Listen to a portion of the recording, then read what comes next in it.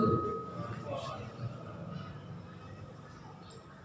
Innal hamdalillah nahmaduhu wa nasta'inuhu wa nastaghfiruh wa na'udzu billahi min shururi anfusina wa min sayyiati a'malina may yahdihillahu fala mudilla lahu wa may yudlil fala hadiya lahu.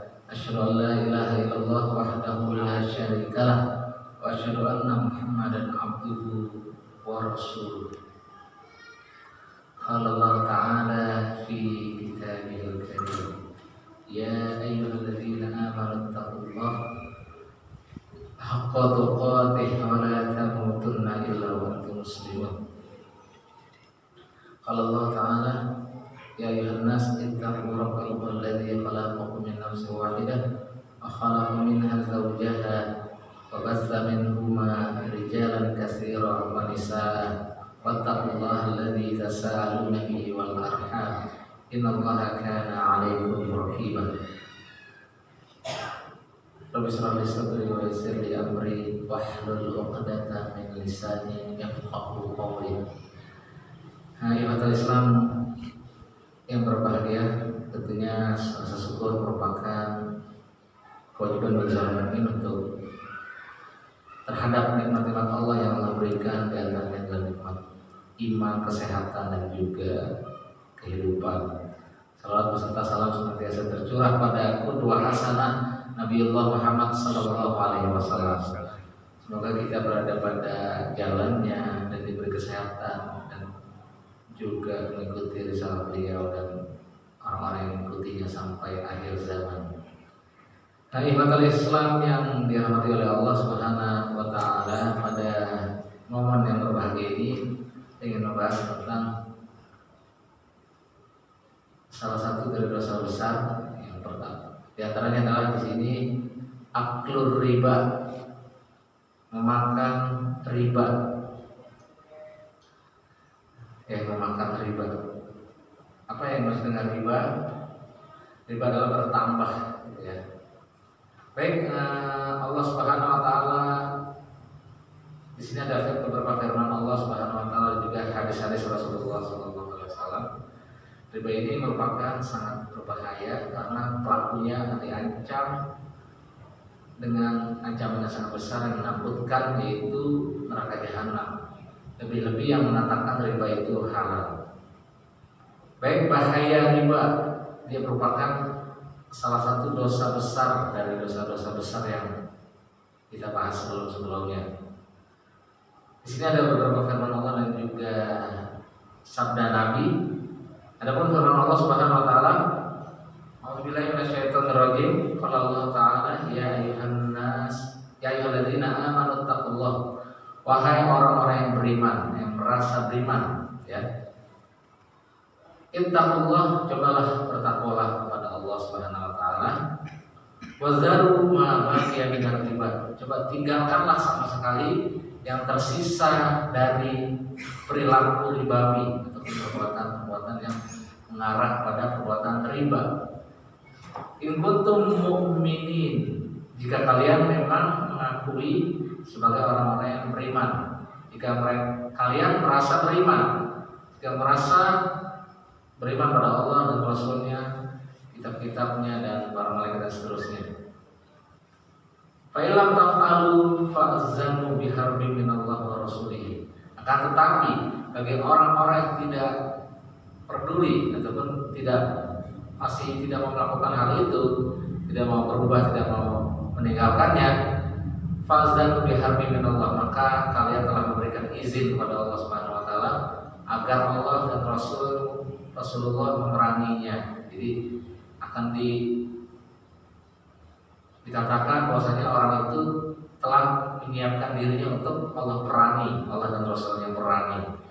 Baik, peperangan itu bukan hanya peperangan dari biasa, tapi peperangan dari Allah Subhanahu wa taala. Allah akan menyatakan perang kepadanya, bisa juga nanti akan berdampak pada kehidupannya, sosial, ekonomi, kemasyarakatan dan lain sebagainya. Itulah ada ayatnya.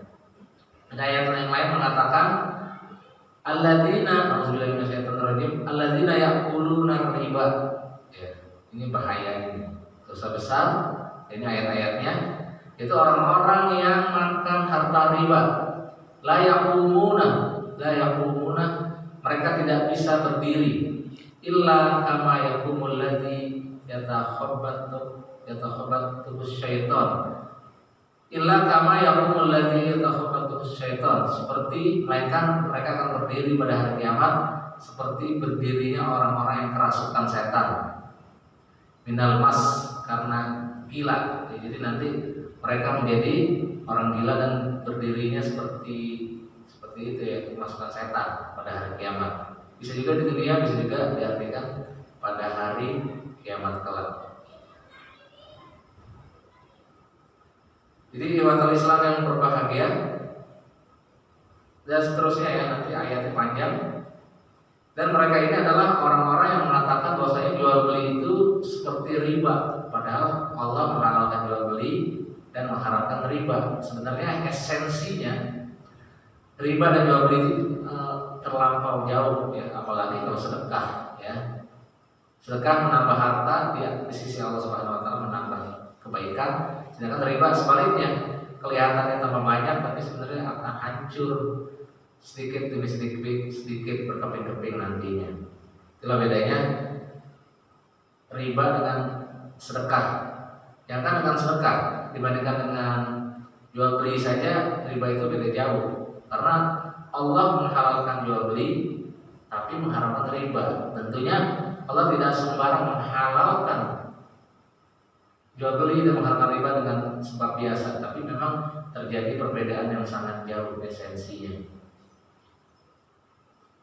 Maka orang yang mengatakan halal, bahwasanya riba itu halal, itu akan siap-siap menempatkan tempat duduk di neraka, sebagaimana firman Allah, "Wa man 'ada fa ulaika ashabun nar." Karena siapa yang sudah tahu di sisi Allah ya, sudah tahu bahwasanya itu merupakan Allah haramkan, setelah datang pada mereka mau'izah ataupun nasihat, maka barang siapa mengulanginya ataupun tidak mengatakan bahwasanya riba itu haram, ataupun dia merasa itu halal, bahkan mengatakan ya bahwasanya ini ya, perilaku sekaligus menyatakan itu halal, maka faulaika ashabun nar, maka itu mereka itu termasuk penghuni neraka, wa hum fiha khalidun, dan mereka kekal di dalamnya, neraka jahanam kekal di dalamnya. Jadi berbeda dengan orang yang makan riba karena kepepet, bukan karena kepepet, karena udah terlanjur, itu udah pasti dosa besar ya.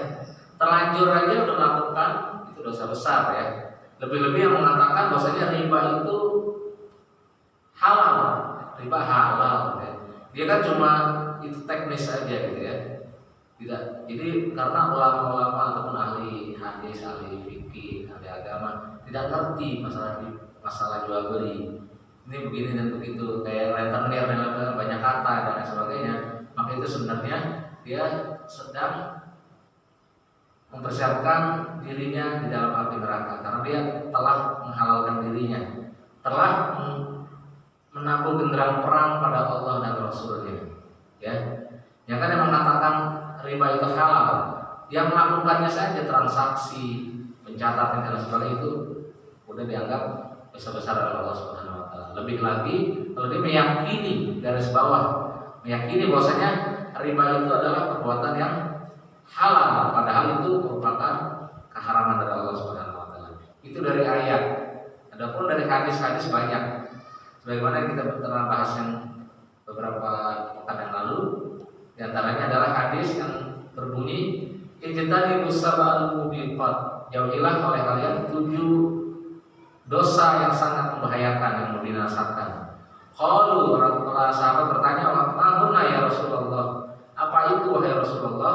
Qal, asyirku billah, pertama syirik pada Allah, wasihir, sihir sudah, wa qatlun nafs allati haramallahu illa bil haq, membunuh jiwa yang diharamkan oleh Allah Subhanahu wa taala kecuali dengan yang Allah izinkan yang benar, itu sudah pembahasannya. Wa aklur riba, nah ini yang keempat adalah pemakan harta riba. Ya, ini termasuk dosa besar. Dan seterusnya ya. Tapi yang titik poinnya di sini adalah pemakan harta riba. Harta riba ini nanti akan ada hadis yang lanjutannya, yaitu di hadis yang lain Rasulullah bersabda, "La'anallaha akilar riba." Allah melaknat. Nah, melaknat itu artinya jauh dari rahmat Allah Subhanahu wa taala. Allah menjauhkan dari rahmatnya. Pada siapa? Akilar riba, pemakan harta riba.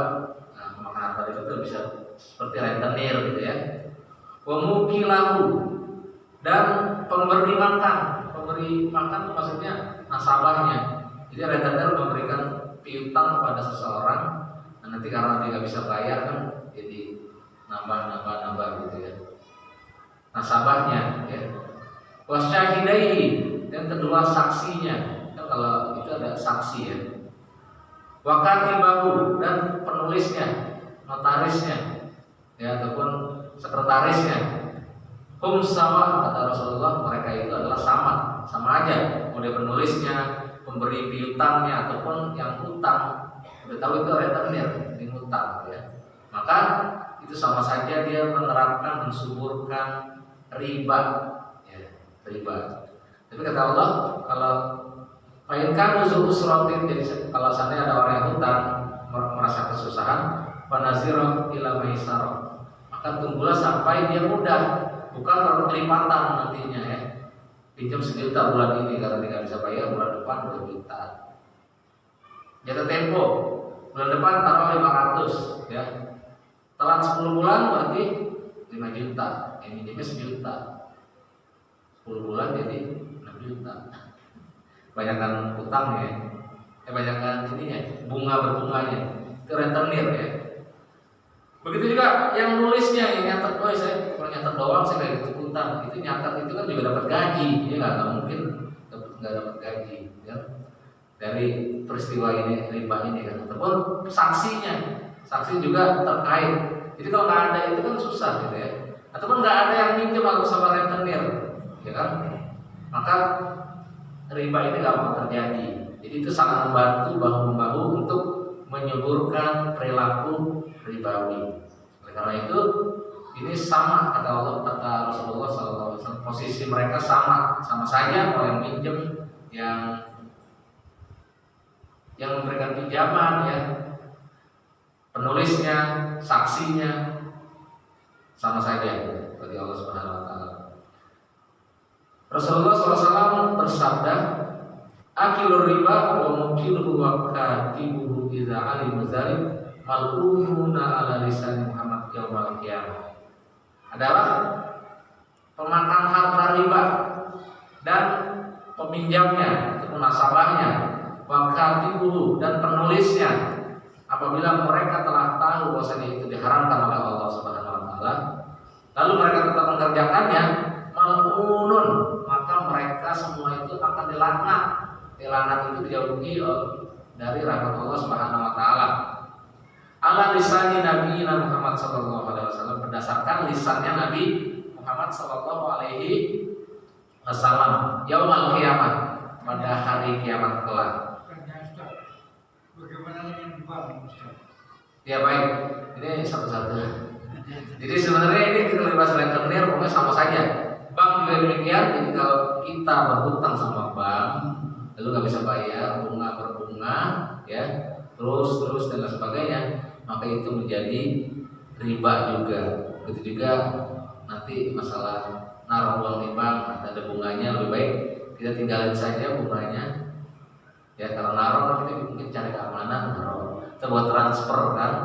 Tapi kalau bunga berbunga lebih baik kita tinggalin, karena itu akan masuk ke sini nantinya.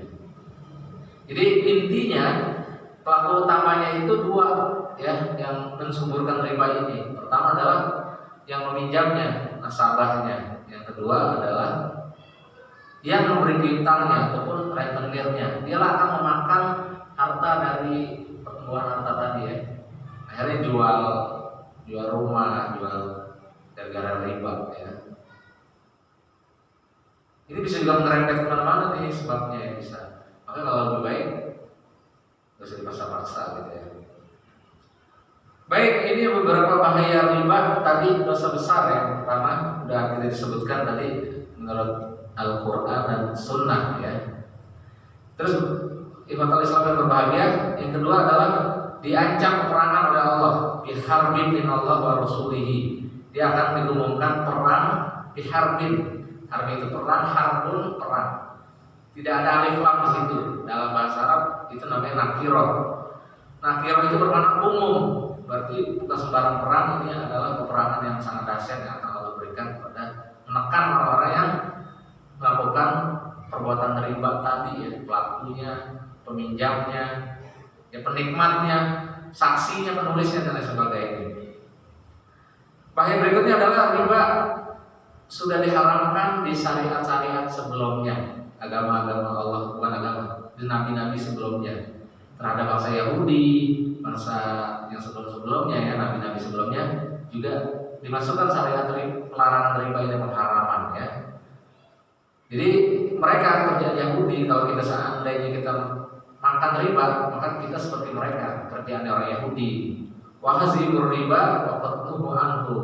Mereka telah memakan dan mengambil dari hasil bunga-bunga riba itu, padahal mereka telah dilarang.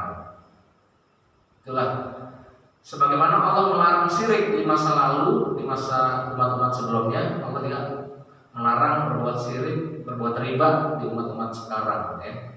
Allah melarang syirik pada umat terdahulu dan sekarang, begitu juga riba. Allah melarangnya baik pada umat dulu dan umat yang sekarang. Adapun dampak negatifnya ya, dampak negatif riba ya, bisa bagi masyarakat, bisa bagi personalitas atau perseorangan maksud saya ya. Kalau bagi masyarakat, bila negara ini kebanyakan utang seandainya kan, utang riba, maka negara ini bisa dijual ya, jual kemana saja, penting laku, bisa tebus gitu. Jadi bukan nggak punya kedaulatan lagi gitu ya. Dan tentunya dengan riba, praktek riba, harga jadi naik ya, harga barang, karena kan permintaan kebutuhan makin banyak ya, karena lapar karena apa seperti ini gitu ya. Dan juga inflasi akan terjadi besar-besaran, mata uang dia kecil kan. Zaman Bung Karno dulu pernah nolnya dipotong satu ya kalau salah ya. Saya sih belum lahir, cuma kan dulu pelajaran ekonomi, potong nol, digunting satu. Apa harus digunting lagi sekarang? 1 juta digunting 2 jadi 10.000. Biar kelihatan gagah gitu kan. 1 juta kan ecek-ecek sekarang ya. Jadi seakan-akan gitu ya. Kalau zaman dulu mungkin 15 juta udah bisa bangun rumah ya, 20 tahun yang lalu ya. Nah, sekarang 15 juta motor aja sekarang 17 juta.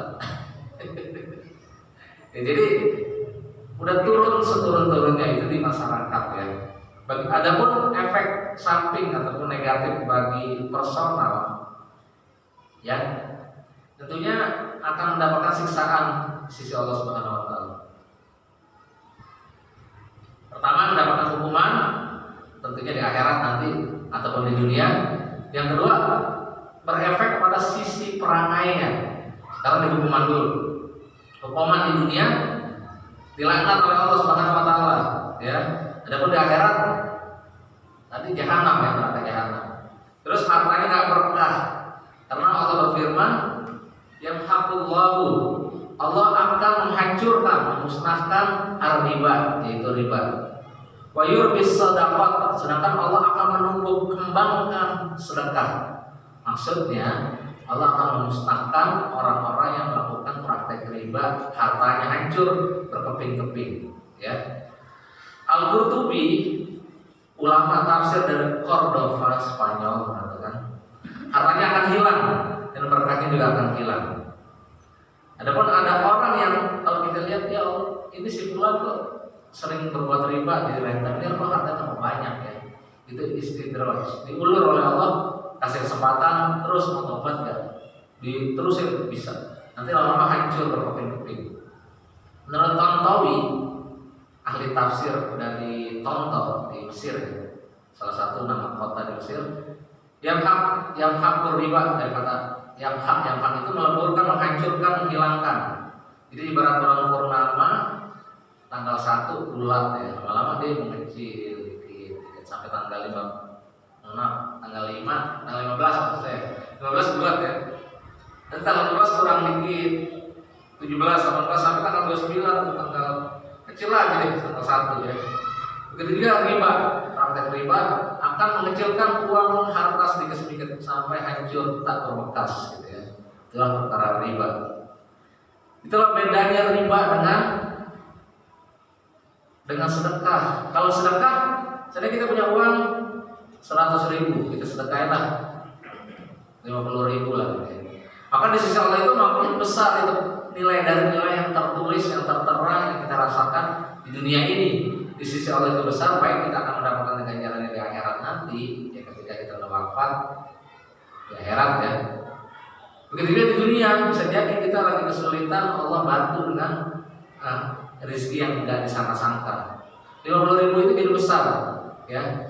Kelihatannya mengecil ya, punya duit 100, kepotong gocap, kan tinggal gocap, jadi kecil ya kayak gitu.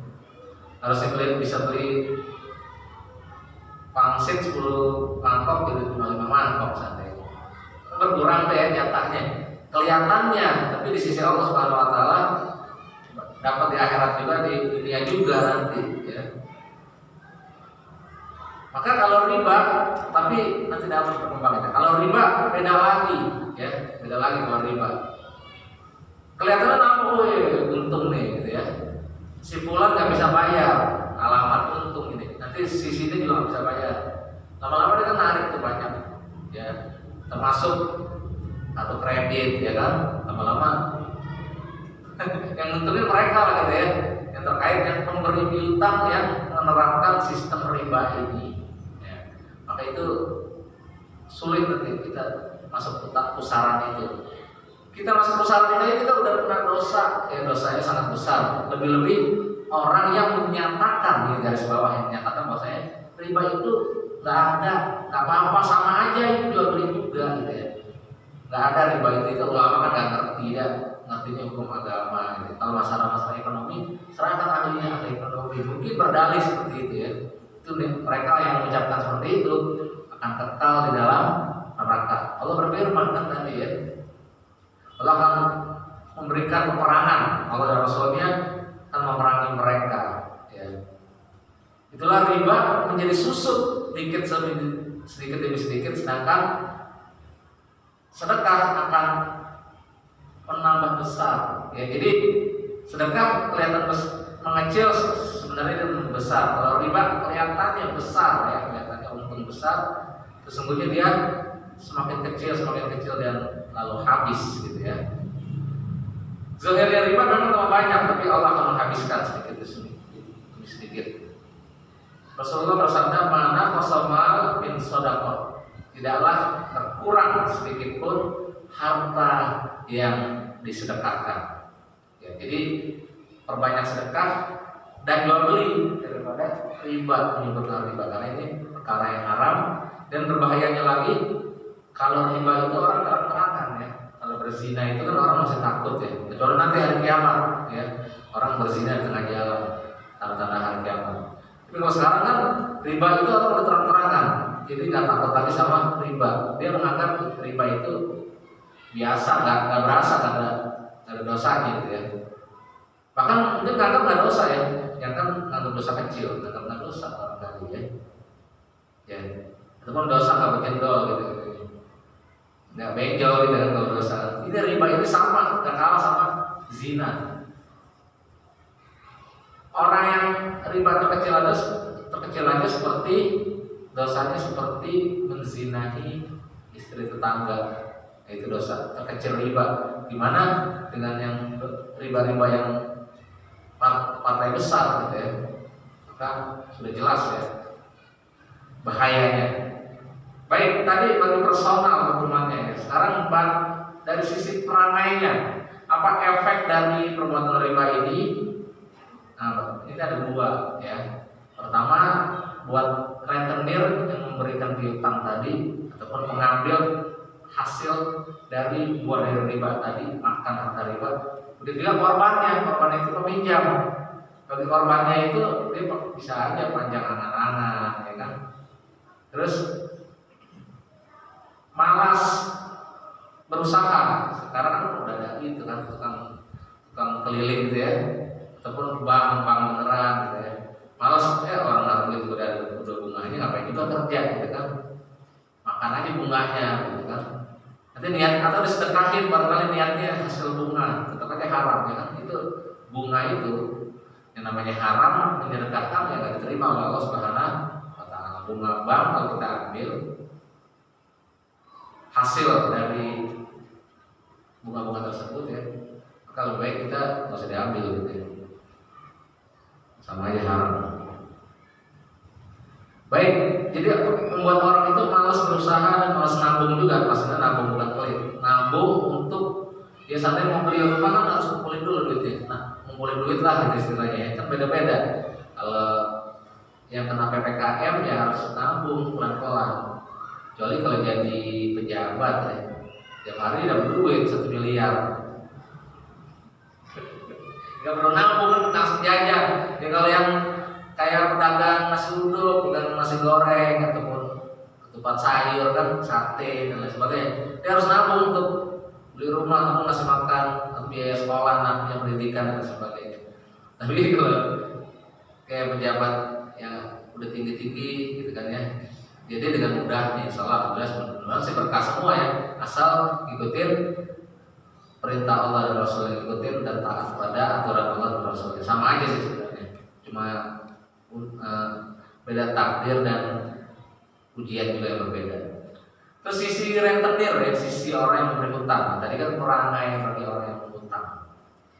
Maka rentenir itu dia menjadi bakhil dan pelit. Hitung-hitungan sampai 1000 aja dihitung ya.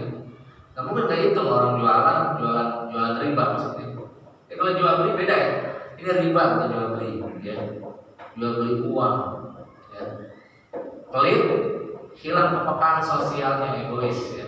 Jadi nggak perlu ya orang terus susah, enggak, pokoknya nambah, telat bayar nambah. Padahal Allah udah bilang, Nabi bilang kalau dia Allah ya, karena zu usratin, jika mereka merasa kesulitan membayar utang, panazira ila maisaratin, maka tunggulah sampai waktu yang dia merasa mudah, maksudnya udah ada uangnya gitu. Ya, jadi jangan bunga berbunga lagi gitu ya. Ini suatu kesalahan ya, praktek yang salah. Tapi ada juga orang yang memberi utangnya baik, nggak usah pakai bunga. Hang utang yang nggak mau bayar utang. Nah, ada juga kayak gitu. Kalau ini kan yang kejam ini memberi utang. Ada juga yang kejam itu yang penghutangnya cuma ngutang 150.000 aja susah bayar gitu. Ditagih nggak ada terus, nggak ada, tapi bisa beli mobil, bisa nikah lagi kan? Nah bro, itu gimana tuh? Itu parah juga kalau bayar utangnya. Tahuilah bahwasanya yang seperti ini akan tegak di akhirat ataupun ketika mati nyawa terkatung-katung karena nggak bisa bayar utang. Jangankan mati wafat biasa, wafat perang atau jihad jalan Allah aja nggak bayar utang, terkatung-katung lagi, nggak tenang di sana, nggak harus bayar. Bagi wakil Islam yang berbahagia, jadi orang rentenir ataupun pengambil untung dari riba ini akan pelit dan bakhil, tidak peka dengan sosial.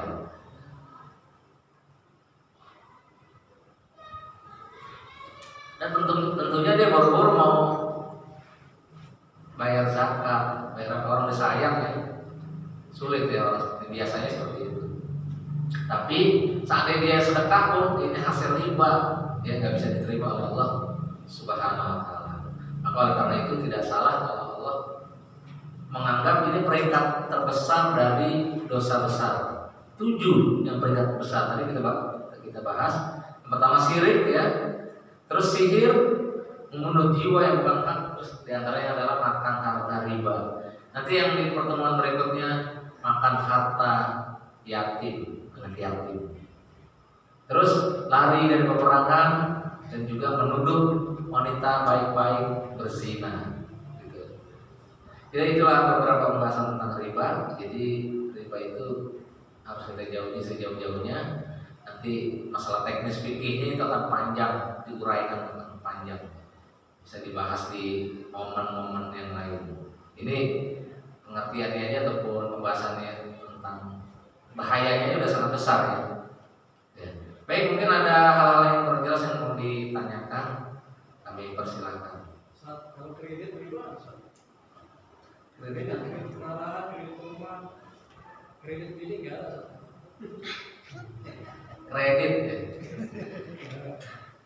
Kredit banyak silang pendapat ya. Banyak juga yang mengatakan itu riba.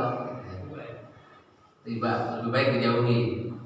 Masa ada yang ngomong gitu. Kan itu kan kredit itu kan sesuai dengan jual beli perjanjian. Ada. Memang kalau kita bayarnya tepat waktu, pas dengan perjanjian. Tapi pada saat kita melenceng sedikit lewat waktu, kita riba. Nah, saat itulah riba berlaku. Nah, misalkan kita nggak telat itu gimana bisa? Baik, kalau kita kredit biasa sih sebenarnya namanya kredit kan utang biasa ya. Cuma memang lebih mahal ya namanya utang ya. Hemat saya sih kredit biasa kalau nggak ada hukuman penalti tadi ya, itu bisa jadi nggak riba karena kan normal ya. Normal kredit wajar lah, orang kan ada yang bisa mampu cash, ada juga kredit. Tapi kalau yang nanti udah ada penaltinya itu dihukum ya, penalti itu hukuman ya, maka bisa riba di situ. Kita usahain kalau telat gitu. Ya usahakan jangan telat. Ya.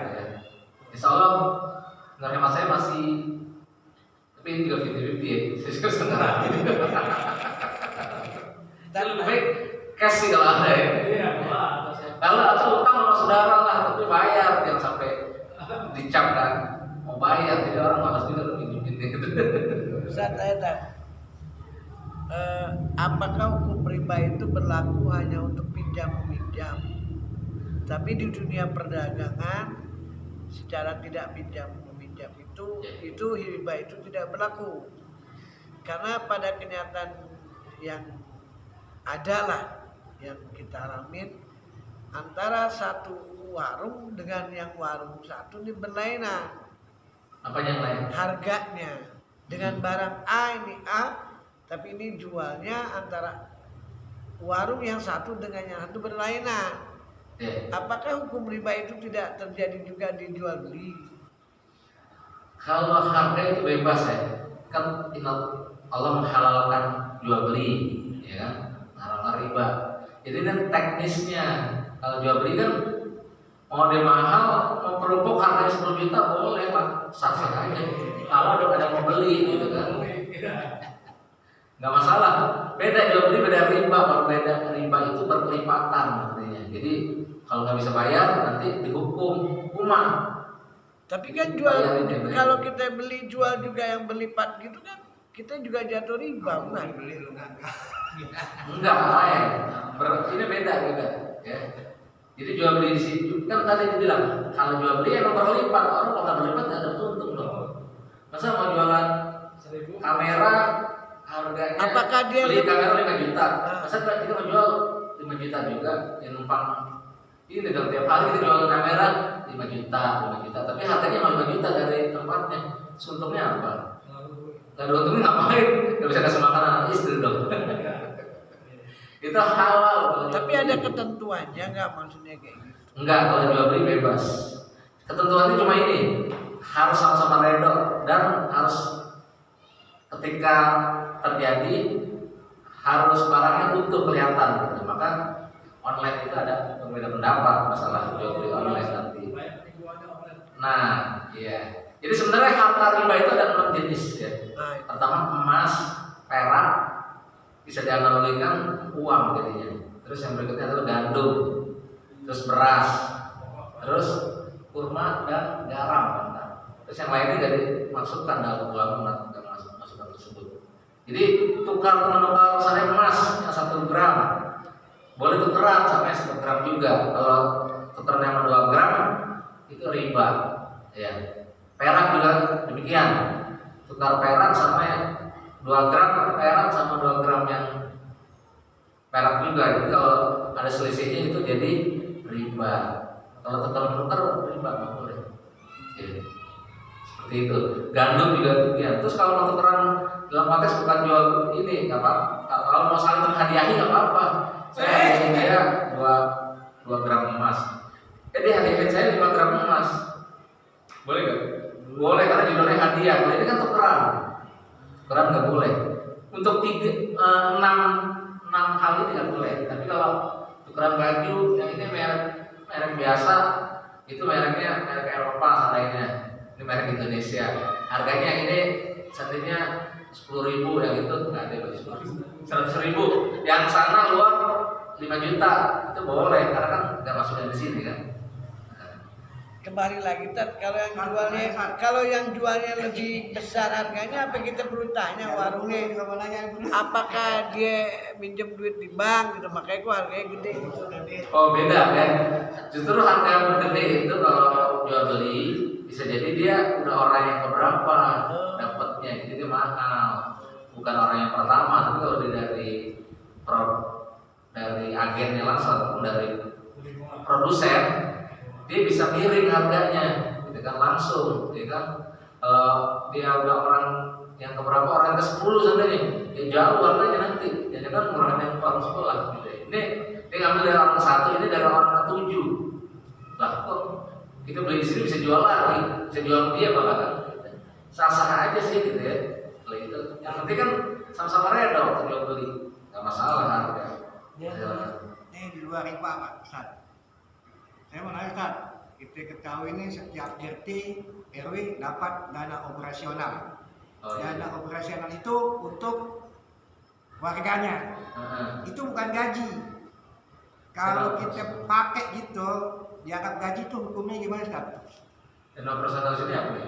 Buat teknis. Nah, buat teknis nih. Kebersihan atau apa? Kebersihan apa semua itu. Ternyata udah itu dianggap gaji aja apa dia ketemu RT. Oh saya nggak anggap gaji ya. Itu gaji buat diri sendiri atau buat Ya buat diri sendiri diambil.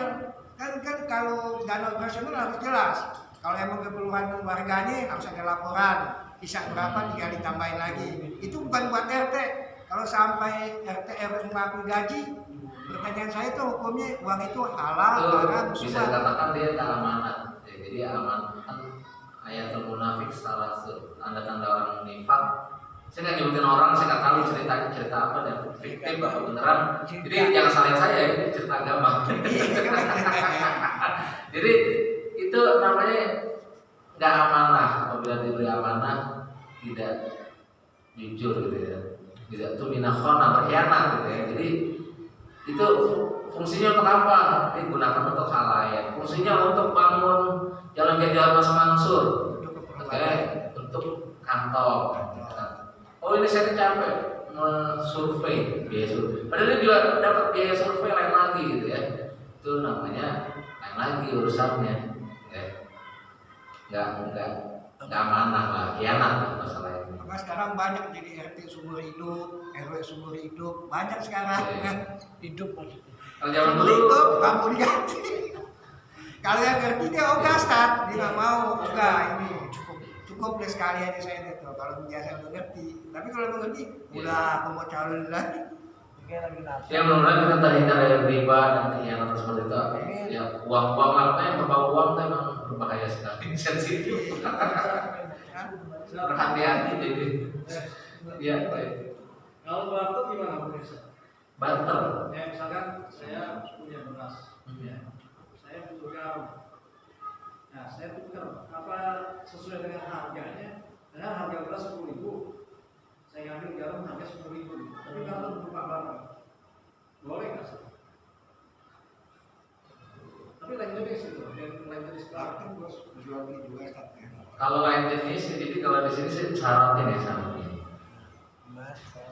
Syaratnya adalah kalau tadi harus memiliki berat yang sama dan terjadi proses serah terima dari dua belah pihak sebelum berpisah. Jadi jangan lewat jalur-jalur lain gitu ya. Jadi kalau sama, tapi kalau berbeda, beda jenis malah nggak apa-apa itu. Tapi kalau yang sama nggak boleh. Yang 6 tadi ya, khusus yang 6 tadi garam termasuk yang 6 ini. Garam beras ini masuk kode yang ini yang pokok nih. Ya masalahnya ini tidak ya, masalah hidup. Dia menghasilkan beras nih. Masuk beras. Tapi yang daerah dulu nggak ada garam, Iya. ya kan? Dia butuh garam. Atau jangan tukar dalam arti kayak seperti itu lah, bisa jadi saling menghadiahi lah judulnya gitu. Jadi terbebas dari ini. Kalau kita lihat kan ini kayak barter kayak setengah jual beli, cuma dia harus 6 ini dan 6 hal. Tapi kan nilai uangnya sama. Misalnya kan 10.000 nih beras. Oh ya apa kali itu? Ini ya 2 kilo. Nilai sama, diuangkannya sama. Oh nggak apa-apa itu, aman. Tukeran nggak apa-apa asal senilai. Di 6 bahan pokok ini, 6 hal ini, emas, perak, gandum, beras, kurma, garam. Emas, perak, gandum, beras, kurma, garam. Ini 6 hal ini harus sesuai dan sama ya, sama gitu nilainya. Kalau mau kasih hadiah, hadiah berbeda nggak apa-apa ya. Tadi saya kasih antum emas nih, terus saya hadiah sekarung beras gitu kan. Kalau berbeda nggak apa-apa, kan hadiah, bukan yang barter ya, bukan jual beli seperti itu. Ini 6 hal ini harus sama persis. Baik, nanti ya pendalamannya di pelajaran fikih atau guru siapa? Bebas ya. Iya. Kalau kita minjem di bank, tapi tujuannya buat membesarkan usaha, nah itu gimana kan? Minjam di bank, lancar usaha. Besarin. Ya, memang kita Nggak boleh. taktik udah pusaran ini pusaran apa? Nggak boleh. Kalau bisa nyari yang lain yang nggak pakai yang ada bunganya. Emang nggak mudah, makanya saya bilang ini kita nggak meyakini dia halal aja, kita udah yakin dia haram, kita udah terlanjur praktek kan, itu udah dosa besar. Apalagi kalau kita meyakini itu boleh kok gitu, itu bisa masuk ke jerumus ke dalam neraka yang kekal nanti gitu. Makanya kita banyak istighfar, memohon kepada Allah, semoga diampuni dan Allah cari ganti yang lebih baik dari harta yang bukan dari baik halal, insyaallah. Demikianlah